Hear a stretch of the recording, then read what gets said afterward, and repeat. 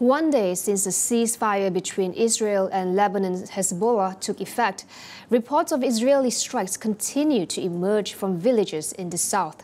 Jad Fayyad from Annahar in Lebanon shares more about the current situation in Beirut.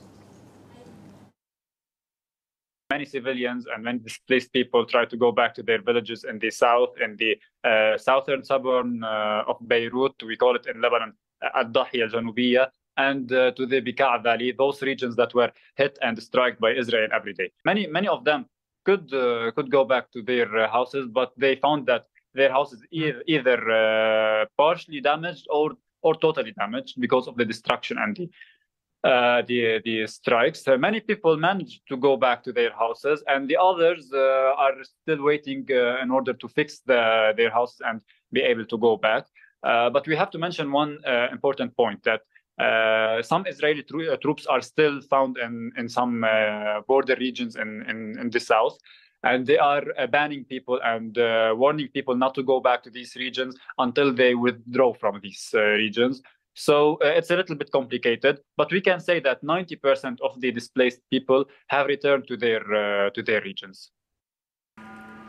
Despite the ceasefire agreement in place, Jad reported that Israel has not been upholding its end of the deal. After the ceasefire, the Israeli troops struck 3 times in Lebanon, 2 times yesterday and once today, in Markaba, in I think Marjayoun, and one other region. And all those are border villages. Israeli struck 3 times and wounded 2 people in the south, and even captured 4 fighters of Hezbollah after the ceasefire. So Israel isn't committing totally to the agreement.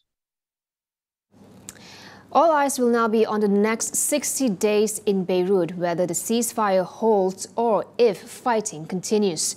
Jad describes the sentiments on the ground, particularly among civilians caught in the crossfire. They are happy because the war has ended and they are able to go back to their villages and to their homeland. But on the other side, they are just feeling sad and disappointed because of everything that happened, of the destruction of the war.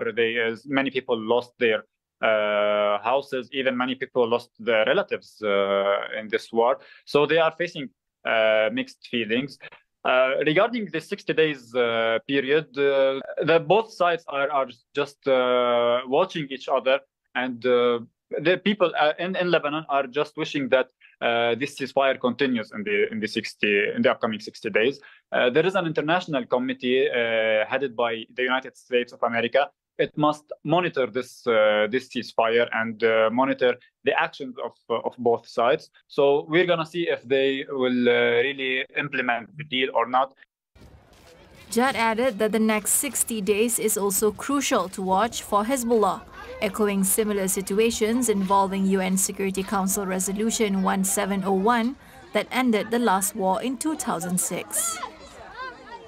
After this deal right now, we have to watch and monitor what's going to happen. If the Lebanese cabinet insists on dismantling Hezbollah's facilities and bases in the south, and if Hezbollah agrees on this, on the dismantling, Hezbollah might retreat from the south, and the Lebanese army might enter, and there will be no clashes. But if Hezbollah rejects to withdraw from all the 1701 regions, we mean the southern of the Litani River, then and the Lebanese cabinet insists to dismantle its facilities, then we might see clashes.